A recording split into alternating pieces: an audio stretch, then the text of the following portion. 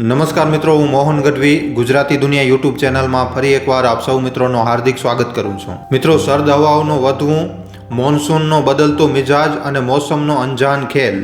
શું તમે વિચારી શકો છો કે પ્રકૃતિનો આ રહસ્યમય ચક્ર, જેને આપણે લા નીના કહીએ છીએ, એ વર્ષ 2025માં ભારતને કેટલો પ્રભાવિત કરી શકે છે? મિત્રો, આ કોઈ સાધારણ પ્રાકૃતિક ઘટના નથી. આ એ ઘટના છે જે સમુદ્રથી લઈ અને અવકાશને પણ ડગાડી નાખે છે. અને આનો પ્રભાવ ના તો ખાલી આપણા મોસમ ઉપર પણ આપણા જીવન ઉપર પણ ખૂબ જ મોટા પાયે પડતો હોય છે. કલ્પના કરો મિત્રો, જાન્યુઆરી મહિનાની ઠંડી રાતો આનાથી પણ વધારે ઠંડી થઈ જાય. વરસાદ એટલી વધી જાય કે પૂર હરેક ગામ અને હરેક શહેરને પોતાની ચપેટમાં લઈ લે. અને મિત્રો, આવું કોઈ હમણાં નથી થઈ રહ્યું. પાછલા થોડાક વર્ષોથી આપણે લા નીનાના લીધે મચી રહેલી તબાહી આપણે જોઈ રહ્યા છીએ. પણ આ વખતે વૈજ્ઞાનિકોની ચેતવણીઓ આનાથી પણ વધારે ગંભીર છે. કહેવામાં આવી રહ્યું છે કે વર્ષ 2025નો લા નીના ભારત માટે હમણાં સુધીનો સૌથી વધારે ખતરનાક લા નીના થઈ શકે છે. વિચાર કરો મિત્રો, ચોમાસાની વરસાદ જે આપણને રાહત આપતી હતી, હવે એ ભયંકર પૂરનો રૂપ પણ લઈ શકે છે. પહાડો ઉપર હિમસ્ખલનની ઘટનાઓ મોટા પાયે વધી શકે છે. અને ઉત્તર ભારતમાં ઠંડી હવાઓનો એટલો કહેર મચી શકે છે કે તાપમાન પૂરી રીતે નીચે આવી જશે. ખેડૂતોના ખેતરો પૂરી રીતે બરબાદ થઈ શકે છે. અને પાક જે ક્યારેક આપણી થાળીમાં આવતો હતો, હવે એ પૂરી રીતે બરબાદ થઈ શકે છે. અહીંયા સવાલ એ છે કે શું આપણે આ તબાહી માટે તૈયાર છીએ? શું આપણો દેશ આટલા મોટા બદલાવનો સામનો કરી શકશે? મિત્રો, આ સમયે ખાલી જાણવાનું નહીં પણ સમજવાનું અને સતર્ક રહેવાનું છે. આજના આ વિડીયોમાં આપણે જાણીશું કે આ લા નીના કેવી રીતે કામ કરે છે. અને ખાલી આ એક મોસમીય ઘટના નથી, પણ આ એક સંભવિત પ્રાકૃતિક આપદા છે. અને મિત્રો, આ ભારતના ભવિષ્ય ઉપર એક મોટો ક્વેશ્ચન માર્ક ઊભો કરી શકે છે. તો તૈયાર થઈ જાઓ મિત્રો, કારણ કે આગળની આ જાણકારી તમને એકદમ હેરાન કરી નાખશે કે પ્રકૃતિનો આ ખેલ કેટલો વધારે ભયંકર આવનારા સમયમાં બની શકે છે. મિત્રો, વિડીયો ખૂબ જ ખાસ છે, માટે વિડીયોને છેલ્લે સુધી જોવા તેમજ લાઇક અને શેર કરવા ખાસ વિનંતી. અને જો તમે આ ચેનલ ઉપર પહેલી વાર આવ્યા છો તો હમણાં જ ચેનલને સબસ્ક્રાઇબ કરી લેજો. તો ચાલો આજનો આ મહત્વપૂર્ણ વિડીયો શરૂ કરીએ. તો મિત્રો, સૌથી પહેલા આપણે જાણીએ કે આ લા નીના શું છે. વિચારો મિત્રો, એક વિશાળ મહાસાગર જેની ગહેરાઈમાં કંઈક એવું સંતાયેલું છે જે આપણા મોસમના ચક્રને પૂરી રીતે બદલી નાખશે.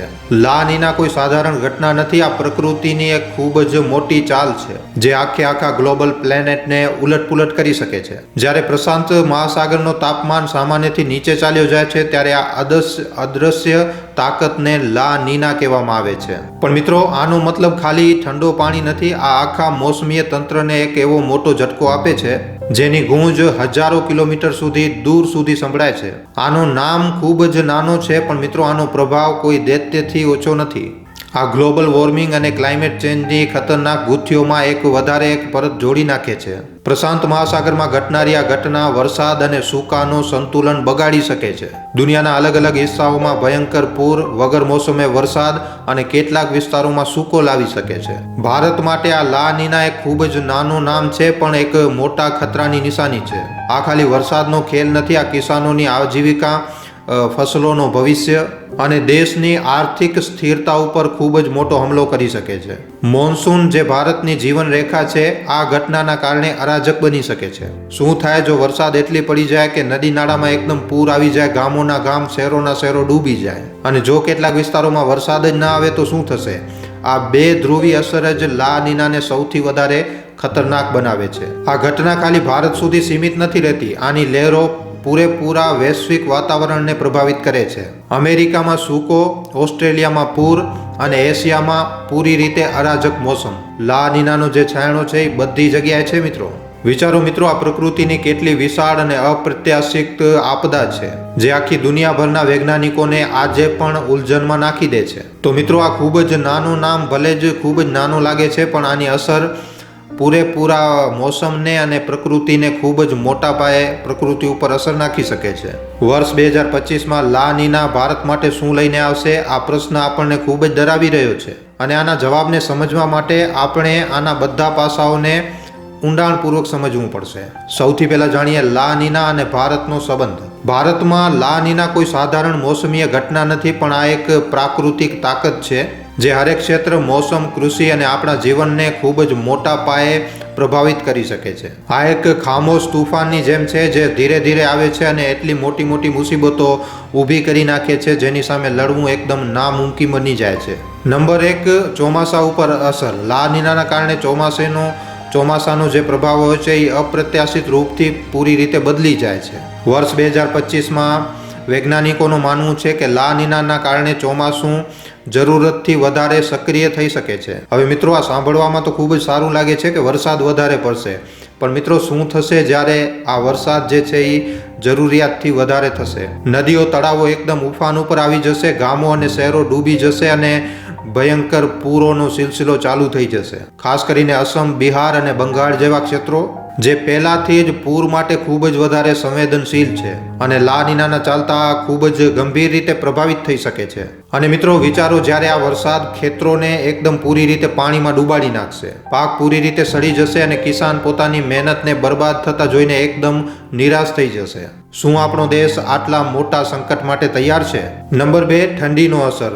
લા નીનાના કારણે ભારતમાં ઠંડી જે છે એ આનાથી પણ વધારે અસરદાર બની જાય છે. ઉત્તર ભારત જે પહેલાથી જ ખૂબ જ ભયંકર ઠંડી અને બરફીલી હવાઓનો સામનો કરે છે, લા નીનાના કારણે આ એરિયાઓ મિત્રો હાડ થીંજવી નાખે એવી ભયંકર ઠંડીનો સામનો કરી શકે છે. કલ્પના કરો, જ્યારે પારો જે છે એ શૂન્યથી પણ નીચે આવી જાય અને ઘરોની અંદર રહેવું પણ એકદમ મુશ્કેલ થઈ જાય. ભયંકર ઠંડીના કારણે પૂરી રીતે જનજીવન જે છે એ એકદમ થંભી જાય. તો મિત્રો, આ કોઈ સાધારણ વાત નથી, આ લોકોના જીવ ઉપર બની શકે છે. ખાસ કરીને કમજોર વર્ગ અને વૃદ્ધ માણસો જે ઠંડીથી બચવાના પ્રયાસ કરતા હોય છે, જે ઠંડીથી બચવાના સાધન ભેગા નથી કરી શકતા, એમના માટે આ ખૂબ જ વધારે ખતરનાક થઈ શકે છે. નંબર 3, કૃષિ ઉપર, ખેતી ઉપર અસર. ભારતની 70% આબાદી મિત્રો આજે પણ કૃષિ ઉપર, ખેતી ઉપર નિર્ભર છે અને લા નીનાનો સૌથી મોટો પ્રભાવ પણ અહીંયા જ જોઈ શકાય છે. મોસમનો ખરાબ વ્યવહાર કિસાનો માટે એક ભયંકર સપનાથી ઓછો નથી. જ્યારે જરૂરિયાતથી વધારે વરસાદ પડશે તો જે પાક છે એ સડવા લાગશે. ધાન્ય અને શેરડી જેવી ફસલો ભલે જ પાણીને સહન કરી લેશે, પણ ઘઉં, દાળ અને શાકભાજી ઉપર આનો અસર ખૂબ જ મોટા પાયે થશે. ખાલી પાકનું બરબાદ થવું જ નહીં, પણ જલભરાવ અને માટીના કટાવથી કૃષિ ભૂમિની ઉપજાઉ ક્ષમતા પણ ખૂબ જ મોટા પાયે ઓછી થઈ શકે છે. અને આવી રીતે મિત્રો, આવી પરિસ્થિતિમાં જે ખેડૂત છે એ કર્જાના દબાવમાં આવી જશે. ખેડૂતોની આજીવિકા ખતરામાં પડી શકે છે અને આપણા આખા દેશમાં ખાદ્ય સંકટની પરિસ્થિતિ પણ ઉત્પન્ન થઈ શકે છે. લા નીનાનો અસર ભારત માટે ખાલી એક મોસમીય ઘટના નથી. આ એક એવો સંકટ છે જે ધીમે ધીમે પૂરેપૂરા દેશની વ્યવસ્થાને ડગાડી શકે છે. તેજ મોન્સૂન, સામાન્યથી વધારે ઠંડી અને કિસાનોની સમસ્યાઓ, આ બધી સમસ્યાઓ મળીને એક એવો ભયંકર ચક્રવાત બનાવી શકે છે જેનાથી ઉભરવું ખૂબ જ વધારે મુશ્કેલ બની જશે. તો શું આપણે વર્ષ 2025માં આવનારા ખતરાનો સામનો કરવા માટે આપણે તૈયાર છીએ કે આપણને પહેલાથી જ સાવધાન થઈ અને આની તબાહીને ઓછી કરવાના ઉપાય ગોતવા જોઈએ? આ પ્રશ્ન મિત્રો ડર પેદા કરે છે, પણ આનો જવાબ આપણા ભવિષ્યની દિશાને નક્કી કરશે. હવે વાત કરીએ વર્ષ 2025માં આના સંભવિત પ્રભાવ. નંબર 1, કૃષિ અને ફસલ ઉત્પાદન. ભારે વરસાદના કારણે ધાન્ય અને શેરડીની ફસલોને ફાયદો થઈ શકે છે, પણ અધિક વરસાદ અને પૂર ઘઉં અને દાળની પેદાવાર ઉપર ખૂબ જ મોટા પાયે પ્રભાવ નાખી શકે છે. સિંચાઈની આવશ્યકતા ઓછી થઈ શકે છે, પણ જલભરાવ કિસાનો માટે ખૂબ જ મોટી સમસ્યાને ઉત્પન્ન કરી શકે છે. નંબર 2, જલ સંકટ અને પૂર. થોડાક વિસ્તારોમાં જલ સંકટ ઓછો હશે કારણ કે પાણીની ભરપૂર ઉપલબ્ધતા હશે, પણ આસામ, બિહાર અને બંગાળ જેવા ક્ષેત્રોમાં ભયંકર પૂરનો ખતરો વધી શકે છે. નંબર 3, સ્વાસ્થ્ય સમસ્યાઓ. વધારે વરસાદના લીધે શરદી, ખાંસી, બુખાર અને મલેરિયા જેવી બીમારીઓ વધી શકે છે. પાણીથી જોડાયેલી બીમારીઓનો ખતરો ખૂબ જ વધારે રહેશે. નંબર 4, વીજળી ઉત્પાદન અને ઉર્જા સંકટ. હાઇડ્રો પાવર ઉત્પાદનમાં વધારો થઈ શકે છે, પણ અત્યાધિક ઠંડી અને બરફબારીના કારણે ઉત્તર ભારતમાં વીજળી આપૂર્તિ પૂરી રીતે પ્રભાવિત થઈ શકે છે. નંબર 5, આર્થિક પ્રભાવો. કૃષિ ક્ષેત્રમાં ઉતાર ચઢાવના કારણે ખાદ્યની વસ્તુઓમાં તેજી આવી શકે છે. પૂર અને પ્રાકૃતિક આપદાઓના કારણે સરકારી રાહત કાર્યો ઉપર દબાવ વધી શકે છે. લા નીના એક પ્રાકૃતિક ઘટના જે પોતાની સાથે થોડાક ફાયદા તો લઈને આવે છે, પણ મિત્રો આના નુકસાન આખી તસવીરને બદલી નાખે છે. લા નીનાની આ ઘટના આપણા જીવનમાં અમુક સકારાત્મક પરિણામ તો લાવી શકે છે. આ ઘટના આપણા જીવનમાં સકારાત્મક બદલાવ પણ લાવી શકે છે, પણ આની વિનાશકારી સંભાવનાઓને ભૂલવું ન જોઈએ.